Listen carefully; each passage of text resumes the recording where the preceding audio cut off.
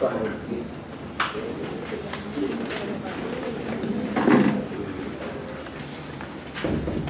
alguna pregunta o duda de lo que estuvimos discutiendo la semana pasada? ¿Hay alguien que no tenga los materiales?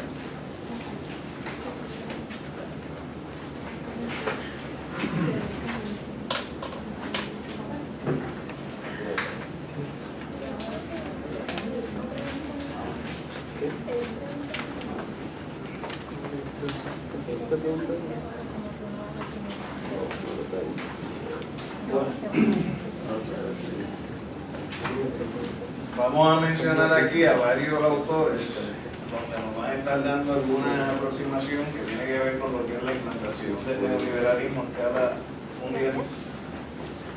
Y tendríamos que empezar hablando, como indicamos la semana pasada, que la reacción a lo que fue el desarrollo del liberalismo económico, particularmente siglo XVII, XIX, siglo XX, donde sencillamente se hablaba que lo que debería determinar la reglamentación de los procesos eran las leyes de la oferta y la demanda, y sobre la base de eso se va desarrollando lo que desde la perspectiva de hoy llamaríamos el capitalismo salvaje.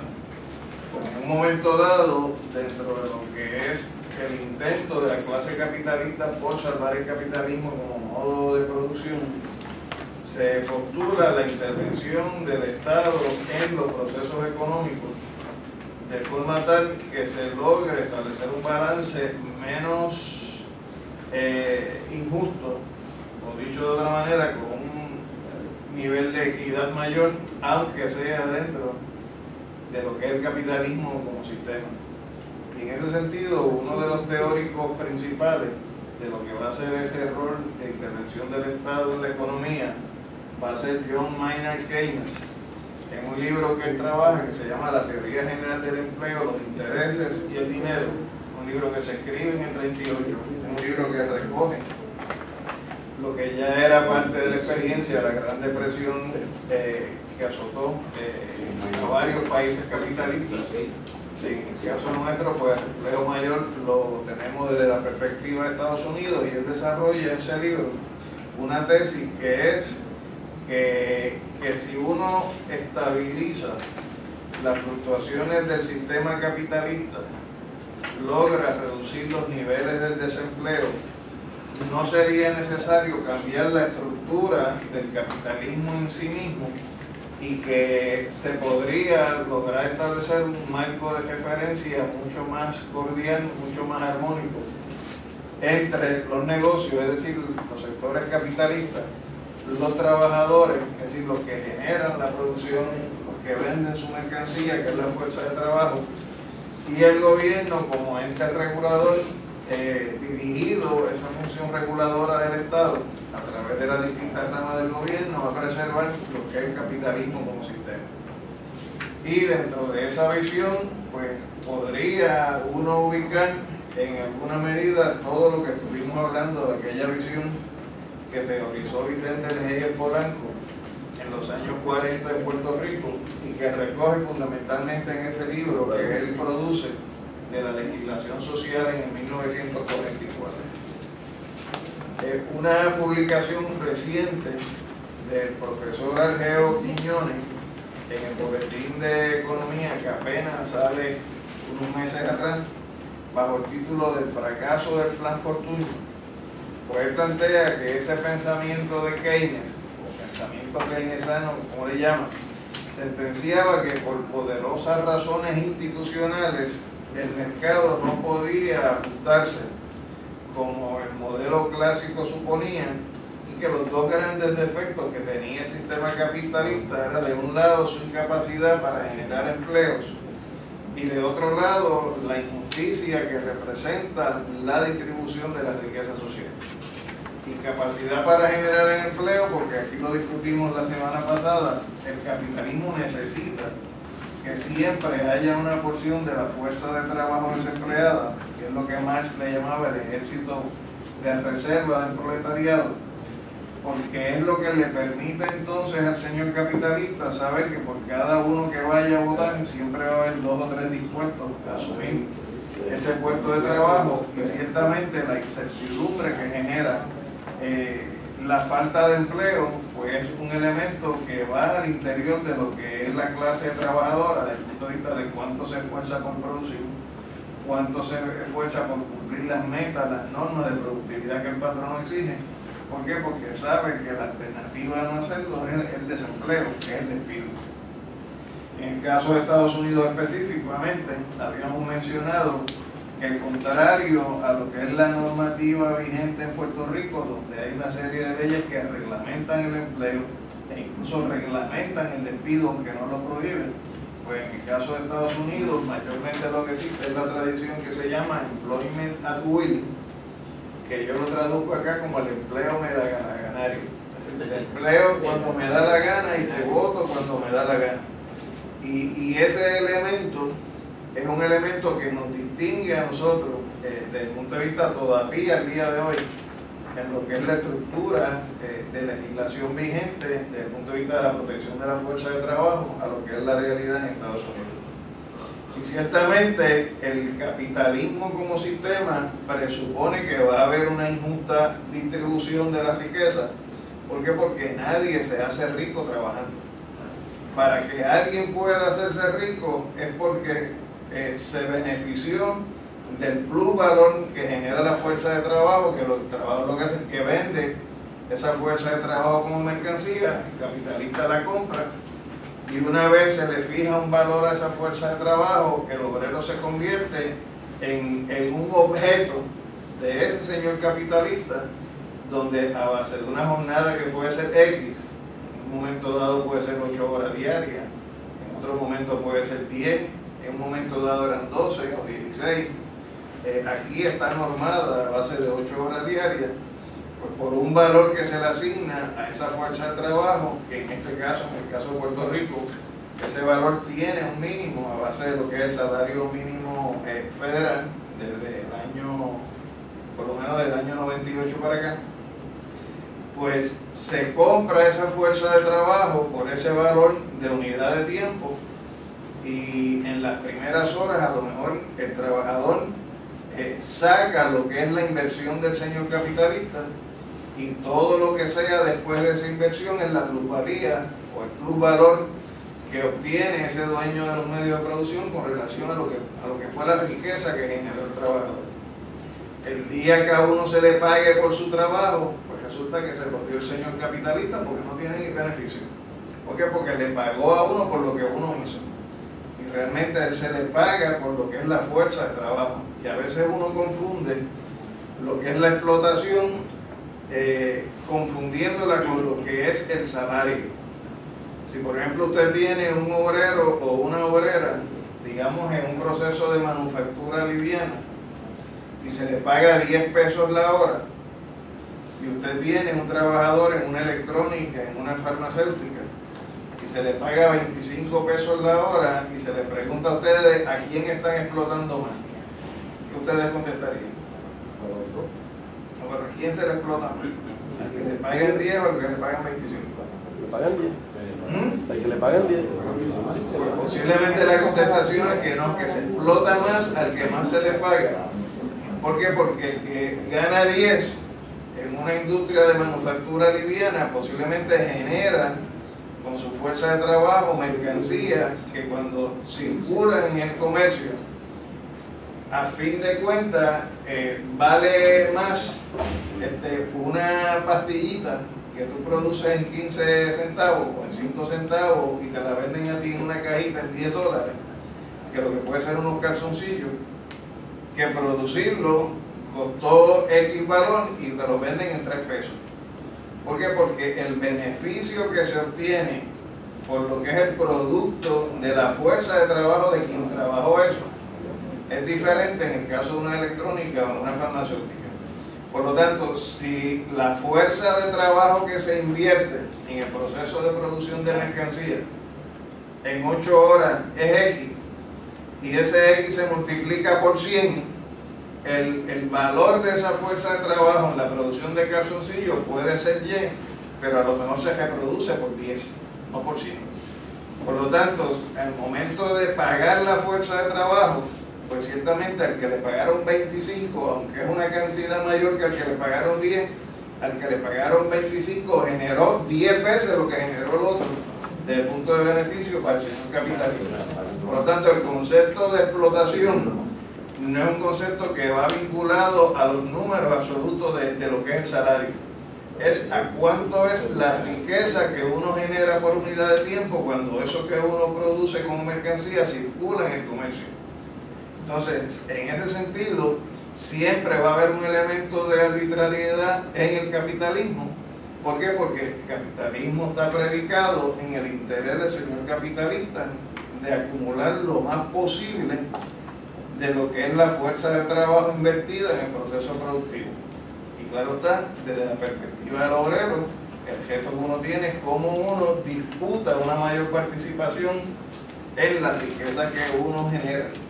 Y eso lo define la relación entre el señor capitalista y el trabajador. Roberto Regalado, que es una persona contemporánea, por lo menos con la mitad de los que estamos aquí, es un semi-anciano, fue un compañero que, por ejemplo, estuvo destacado por los cubanos en todo lo que tuvo que desarrollar el Foro de Sao Paulo como experimento histórico al día de hoy, y es una persona estudiosa y ha producido un libro que aquí se estuvo vendiendo en un momento dado y que realmente es una joya leerlo, que se llama América Latina entre siglos, dominación, crisis, lucha social y alternativas políticas. Un libro que lo que tiene 5 años en la calle, y él nos dice que las visiones neoliberales, las mismas que uno está viendo al día de hoy, son visiones que realmente empezaron a cocerse en la olla en el periodo de la Segunda Guerra Mundial, y un teórico de origen austriaco que se llama Friedrich Hayek escribió en el año 44 un libro que se llama Camino de Servidumbre,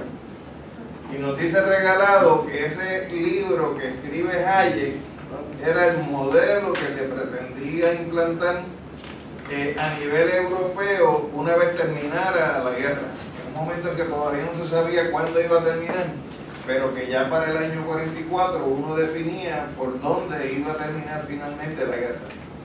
Pero ¿qué pasa? Como de la Segunda Guerra Mundial surge el mundo bipolar y surge la lucha entre los dos grandes campos, el campo del capitalismo por parte de uno de los sectores aliados, entiéndase Francia, entiéndase Inglaterra, entiéndase Estados Unidos, frente a lo que fue otro aliado, pero que acabando la Segunda Guerra Mundial empezó otra guerra, que era la Guerra Fría, que es la que disputa la propuesta de un mundo socialista con sus virtudes y sus deficiencias, ¿no?, frente a la propuesta del mundo capitalista.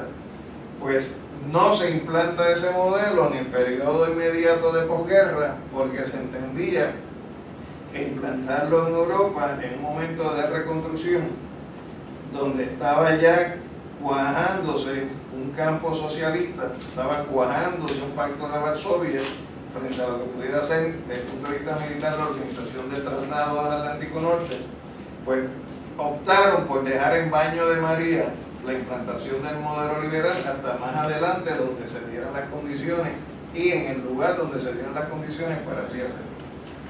Pero él nos define en ese libro el neoliberalismo como una doctrina encargada de conducir el proceso de concentración de las riquezas, legitimar el aumento sin precedentes de la desigualdad, la polarización y la exclusión social. Y él dice que interpretando lo que es la experiencia de ese modelo neoliberal, en el caso de América Latina, presupone que no puede haber un enfrentamiento a las políticas neoliberales si uno no asume una posición de lucha anticapitalista. ¿Por qué? Porque el neoliberalismo es una modalidad extrema de capitalismo que lo que pretende es devolver el sistema que fue creado a través de siglos y que su máxima expresión la analizó Marx en el siglo XIX y la trabajó Lenin en el siglo XX cuando hizo sus análisis sobre lo que era el imperialismo, y que a lo largo del siglo XX tuvo sus manifestaciones extremas también con el fascismo. Pues dice, en estos momentos hablar de neoliberalismo, que es el regreso a sus orígenes, no puede verse en procesos de lucha si uno no se plantea la lucha contra el capitalismo. Por lo tanto, la lucha antineoliberal tiene que ir de la mano, según las circunstancias de cada sitio, a juicio de él, vinculado a la lucha por la justicia social, por la redistribución de la riqueza, por el avance de ideas que hoy en algunos países se discuten desde una aproximación eufemística, ¿no?, como el socialismo del siglo XXI, que realmente son modelos que no están implantando los esquemas socialistas que se implantaron en comienzos del siglo XX o en la primera mitad del siglo XX, pero que sí plantean un elemento de justicia social, redistribución de la riqueza, avance de los pueblos en sus luchas frente al imperialismo y demás. Por lo tanto, ese es el modelo que discute Roberto Regalado en ese libro, a la luz de las experiencias de distintos procesos a escala latinoamericana. Milton Friedman es un señor que fue premio Nobel de Economía. Escribió un libro en el año 62 que se llama Capitalismo y Libertad, y este señor logró articular en la Universidad de Chicago, en el Departamento de Economía, un grupo de intelectuales, de estudiantes talentosos, donde aprovechó el espacio que le proveía la academia para ir desarrollando una visión sobre lo que debería ser la implantación de las políticas neoliberales, aquellas que había discutido Hayek, a la luz de la realidad de los años 60 y posteriormente de los años 70 en América Latina. Y sus discípulos le llamaron los Chicago Boys, y en un momento esta gente fueron enviados a experimentar ese proyecto neoliberal en América Latina, sobre todo a partir del año 73, cuando se produce el golpe de Estado en Chile, donde Chile, de la misma manera que había sido antes un laboratorio para explorar la vía pacífica hacia el socialismo, entre el año 70 y el año 73, a raíz del triunfo de Allende y de la Unidad Popular, pues entonces las teorías que desarrolló Friedman van a experimentarse de manera de laboratorio en Chile a partir de un golpe de Estado y la instauración de una dictadura militar. Y este señor Friedman decía que las premisas de su propuesta incluían los siguientes elementos.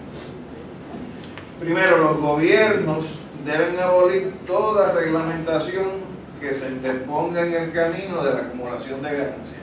Ustedes me dicen si eso es muy distinto de lo que nos han dicho a nosotros en los últimos años en este país. Y claro, es abolir la reglamentación que se interponga en ese camino de abolir, de evitar ganancias. Porque todo lo que pueda ser reglamentación para facilitar el camino de la acumulación de ganancias, pues claro que lo van a hacer. Si no, ¿de qué otra manera nos explicamos nosotros la Ley 7 y la Ley 29?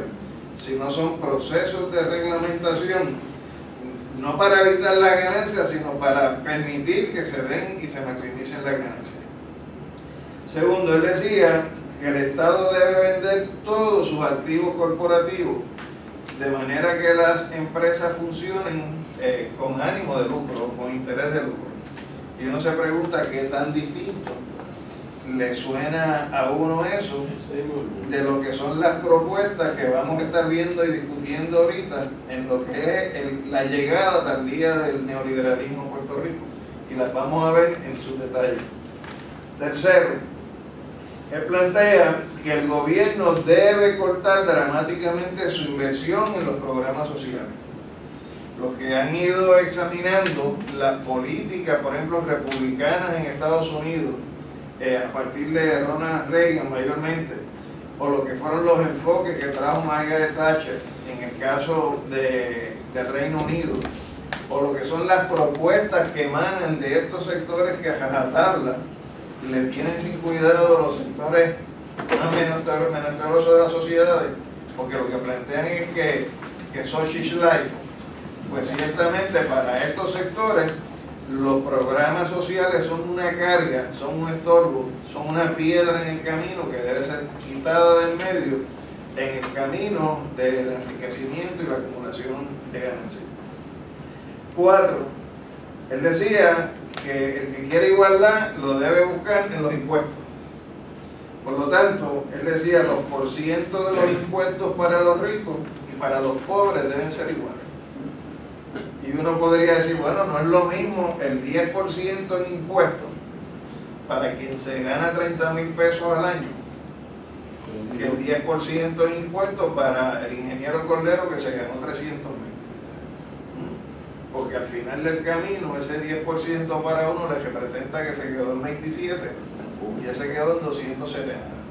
Y aunque es el mismo por ciento, el resultado al final del camino, desde el punto de vista de distribución de la riqueza y de la carga económica, es diferente. Él plantea que las corporaciones deben ser libres para vender sus productos donde deseen, sin que los gobiernos puedan imponerle medidas arancelarias para proteger sus mercados. Y uno se pone a analizar qué es, si no las propuestas del ALCA o las propuestas de los tratados de libre comercio que ha venido imponiendo Estados Unidos o tratando de imponerle a Estados Unidos, primero con Canadá, pero después con México, después tratando de hacerlo a escala hemisférica, los pueblos luchando porque eso no se imponga, entonces ellos yéndose a buscar los tratados bilaterales, donde dicen, no, si el beneficio es que no hay barreras arancelarias, por lo tanto los productos tuyos, Costa Rica, pueden entrar a Estados Unidos sin ningún tipo de impedimento, y los productos de Estados Unidos a Costa Rica. Pero ¿qué pasa?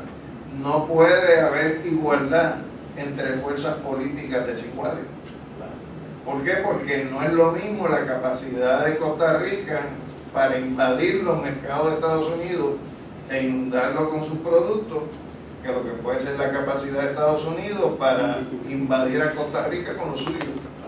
Porque estamos hablando de correlaciones de fuerzas económicas totalmente distintas y sostenidas en poderes distintos. Empezando porque Costa Rica no tiene ejército y Estados Unidos sí, ¿verdad que sí? Pues imagínense si eso hace diferencia. Costa Rica no tiene un comando sur ni una cuarta flota, ¿verdad que no? Estados Unidos sí. Las multinacionales de Costa Rica no son las multinacionales de Estados Unidos. Costa Rica no controla el Banco Mundial ni el Banco Interamericano, ¿verdad que no? Pues entonces quiere decir que la correlación de fuerza entre uno y otro es distinto, por lo tanto la alternativa no puede ser que se eliminen las barreras que pueden tener los países que están más limitados para proteger su producción nacional frente a lo que es los países más fuertes. El sexto punto que él plantea, y esta es la más irrisoria, es que los precios de las mercancías, pero incluyendo la fuerza de trabajo, parece que en el capitalismo al obrero se le paga por la compraventa de su fuerza de trabajo. Y como el obrero no tiene otra cosa para vender que no sea eso, por eso es que la vende por una razón de tanto por hora, que es el salario. Pues ellos dicen que los precios de la mercancía, incluyendo la fuerza de trabajo, lo debe determinar el mercado, y por lo tanto si lo determina el mercado no debe haber una reglamentación fijando un salario mínimo. Esa es la propuesta de Friedman, que es la propuesta neoliberal por excelencia que se empieza a montar a escala de América Latina, repito, a partir del año 73, incorporando un elemento adicional que es la doctrina del choque, que en este caso fue a través de un golpe de Estado, pero que es la misma visión que se ha implantado en otros países, en otras latitudes y en otros escenarios. Héctor Figueroa en un ensayo de lo que se llama el modelo neoliberal y su impacto en las relaciones industriales. Es un libro que se publica con lo que ha sido el modelo neoliberal según se ha implantado en los distintos países de América Latina y Estados Unidos.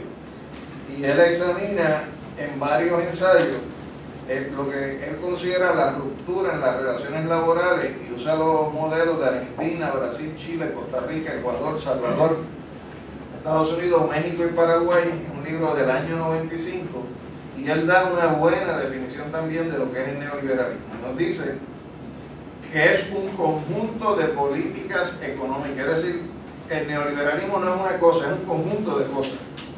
Y ese conjunto de cosas parte de la premisa de que la intervención del Estado en la economía hay que limitarla, y que si va a tener algún tipo de intervención es para facilitar la acumulación privada, es para mantener la estabilidad económica. Por ejemplo, sí va a intervenir para contener la inflación, sí va a intervenir para eliminarle los derechos a los trabajadores, sí va a intervenir para prohibir las huelgas, sí va a intervenir para aumentar los impuestos. Es decir, que no es que el Estado no intervenga, es que si interviene tiene que ser para facilitar la acumulación privada y para golpear otros sectores. Y señala que además debe promover la libre competencia. Y dice, en la práctica, el modelo neoliberal se sirve de la intervención del Estado para alcanzar resultados económicos que no sería posible alcanzar en un mercado libre, como por ejemplo puede ser el control de la actividad sindical, como puede ser la atracción de la inversión privada, y así ustedes podrían sumar otras cosas. Es decir, el Estado está para facilitar la acumulación de ganancias para un sector. El Estado está para impedir que los sectores mayoritarios puedan cuestionar ese orden de dominación que quieren imponer los privilegiados. Y hay un libro final que es una joya, está en inglés y está en español. Es un libro que salió hace 4 años de una socióloga canadiense que se llama Naomi Klein, que se llama La doctrina del shock y el surgimiento del capitalismo del desastre, donde esta señora hace una investigación bien enjundiosa, donde ella empieza analizando las teorías que se utilizan en la manipulación psiquiátrica de los seres humanos y que se estuvieron experimentando incluso en la época del Tercer Reich para cambiar la conducta de la gente, y cómo en un momento dado esas herramientas que se utilizaron con ese propósito para afectar individuos, se planteó su uso para afectar colectividades de individuos, y cómo el shock, que no hace otra cosa que crearte una situación de desvanecimiento total, donde tú no alcanzas a reaccionar, es la base para el proceso de transformación de la conducta social del individuo, y también va a ser ese shock lo que va a servir de base para la transformación de la psiquis del colectivo. Y entonces ella dice que las doctrinas que se utilizaron en ese campo de la experimentación científica fueron asimiladas por los teóricos del neoliberalismo, específicamente por Friedman, para tratar de aplicarlas a los procesos económicos. Y los va desmenuzando en el libro. Y entonces nos ilustra cómo en el laboratorio que se ensaya se utiliza el mecanismo de golpe de Estado, como pasó en Chile, para crear un estado de situación tal en la población, de miedo, de inseguridad y demás, para entonces montar ese proyecto neoliberal en términos de a rajatabla. Y para eso había que matar, para eso había que desaparecer, para eso había que torturar, para eso había que tirar los tanques en la calle, para eso había que hacer barbaridades. Y mientras tanto se va desmantelando la reforma socialista que trajo Allende, se va recuperando el cobre que se había nacionalizado, se va devolviendo a manos privadas las comunicaciones, se va devolviendo al sector privado los beneficios y privilegios que antes tuvieron. ¿Por qué? Porque todavía la gente no ha salido del shock, no ha reaccionado, no ha podido proponer ni desarrollar una respuesta articulada y organizada. Y en otros países que ya lo van analizando desde la perspectiva ya no de los tanques en la calle, sino desde otras perspectivas. Por ejemplo, cuando analiza el caso de Bolivia, nos lo analiza con un gobierno que llega con un discurso totalmente populista, pero que llega con un plan de en 100 días cambiar el país completo. Y eso nos pasó a nosotros también. Vinieron con una propuesta de 100 días, donde hicieron en los primeros 100 días barbaridades, y todavía, 2 años y medio después, estamos mirando nosotros qué carajo vamos a hacer para darle la respuesta. Todavía no hemos salido de ese shock. ¿Ah? No lo hizo José Dios, hizo Fortuño, vino con un plan de 100 días. O sea, que ella va analizando el modelo que se implantó en los llamados tigres de Asia. ¿Qué pasó, por ejemplo, en los modelos de los países del campo socialista? ¿Qué pasó, por ejemplo, en el propio Estados Unidos? De hecho, con Estados Unidos en la introducción que ella empieza diciendo cómo se utilizó el desastre de Katrina en Luisiana para, sobre la base del desastre de Katrina en Luisiana, por ejemplo, desmantelar completo todo el sistema de educación público. En New Orleans, al extremo que lo que sobrevivieron fueron unas cuantas escuelas de lo que es un sistema de educación pública provisto por el Estado. O como, por ejemplo, lograron desalojar gente de lugares, gente que todavía no ha regresado a Luisiana y siguen por ahí vagando por distintos estados, cómo rompieron familias, cómo rompieron lazos de comunidades. Y así ella va analizando todo hasta que entra en los escenarios más recientes, donde parte de esa doctrina neoliberal ahora va a ser cómo te destruimos un país para, sobre la base de destruirte un país, montar una economía de guerra, para que una vez destruimos el país, matamos cientos de miles de gente en ese país, nos quedamos con sus recursos, montamos nuestras multinacionales allí y seguimos mandando y gobernando esos países por esa vía. Y analiza, por ejemplo, la experiencia de Irak. Y analiza, por ejemplo, lo que se ha hecho en los territorios ocupados en Palestina por Israel, aplicando modelos similares. Es decir, ella va país por país interpretando esto. Y nos dice que en esa época del capitalismo del desastre, lo importante o lo esencial no es cómo se generan esas crisis, sino que esas crisis ocurran con regularidad. Y eso es lo que hemos estado viendo. Entonces dice, se aprovechan de la destrucción y la desorientación que produce ese shock en la gente, de manera que no puedan darse cuenta de las medidas neoliberales o neoconservadoras que se implantan en los procesos de privatización del Estado, en los procesos de desreglamentación de la actividad económica y en los procesos de desmantelamiento de los programas sociales. Cuando la gente empieza a abrir los ojos, ya no queda casi nada de lo que hubo. Y el shock no necesariamente tiene que ser un shock momentáneo, puede ser un shock que se prolongue por años. Y en el caso nuestro, todo este conjunto de perspectivas neoliberales que en el caso de América Latina empiezan a implantarse en el 73 con el golpe en Chile, precisamente en el 70 es que empiezan aquí a desarrollarse los modelos teóricos del neoliberalismo.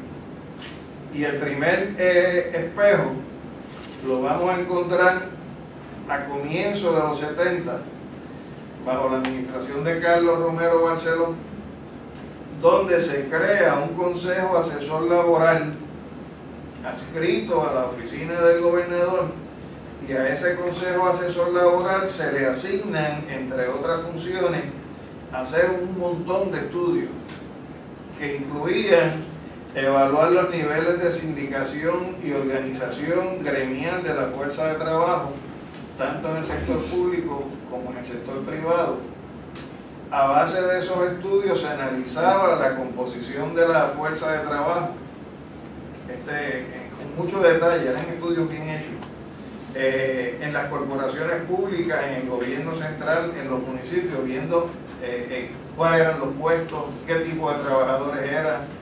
Se analizaron criterios de medición de productividad en gobierno central, en corporaciones públicas, en municipios, cómo se organizaba la gente, si eran varones, si eran hembras, si eran de todos los partidos, si eran de un partido.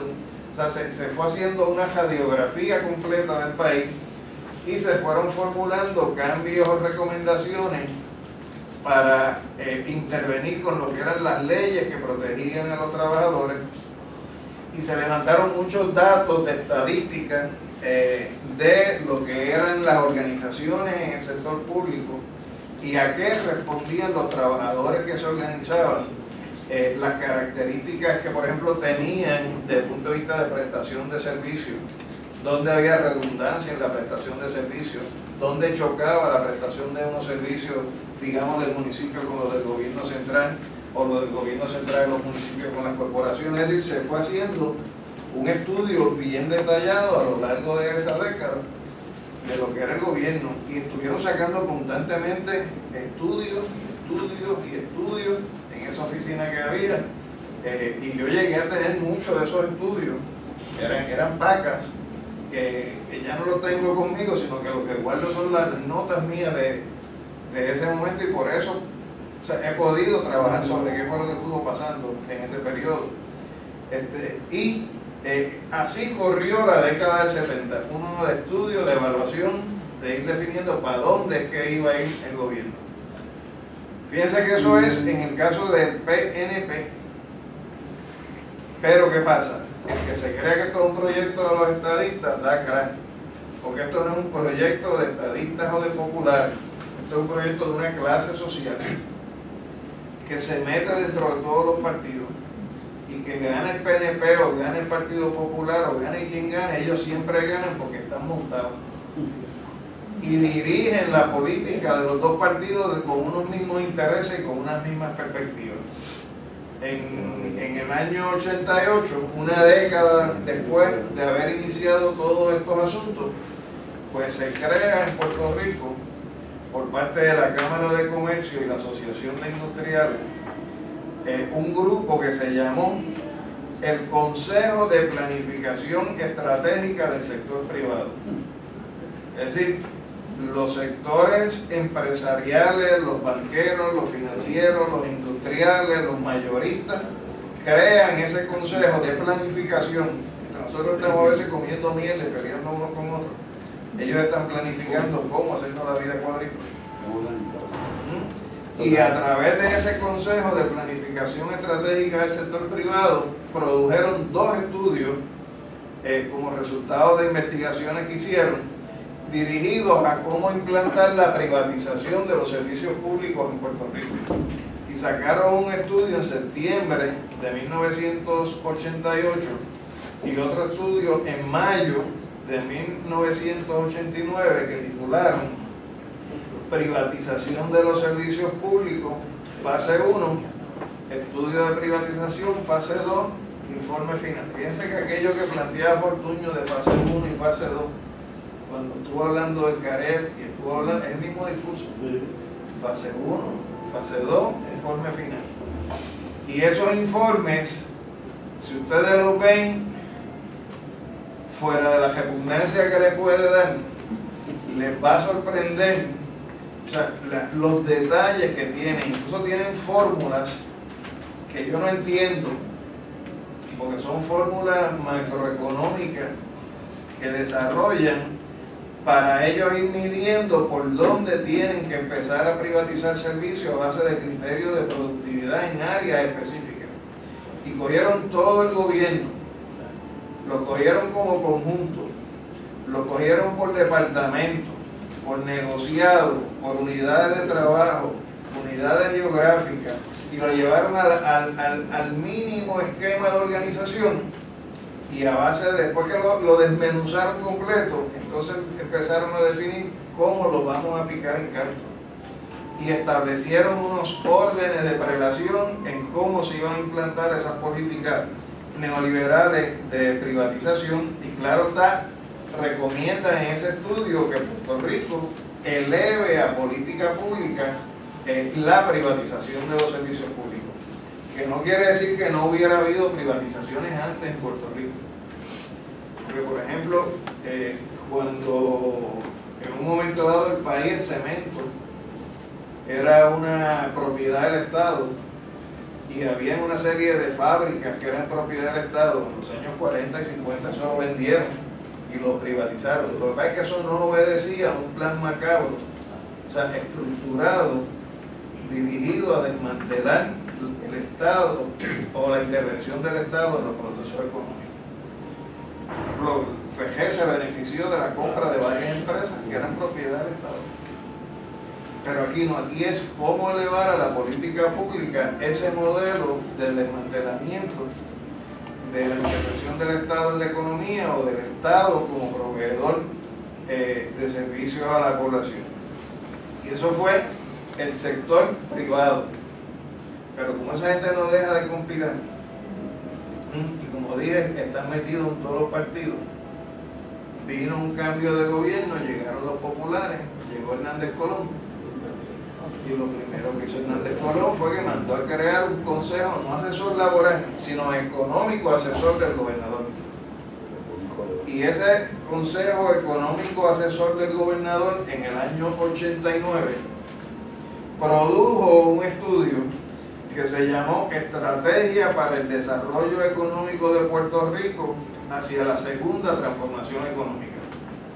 ¿Y por qué hacia la segunda transformación económica? Porque la primera fue la que dirigió Muñoz con la visión de la operación Manos a la Obra, que era el proceso aquel de industrialización a base de la manufactura, industria liviana, la oferta de que vinieran a establecerse aquí las fábricas con exenciones contributivas, aprovechar todo lo que representaba la militarización del país, la generación de empleo, el enviar cientos de miles de puertorriqueños hacia Estados Unidos como excedente de la fuerza de trabajo agrícola que no se podía emplear en procesos industrial.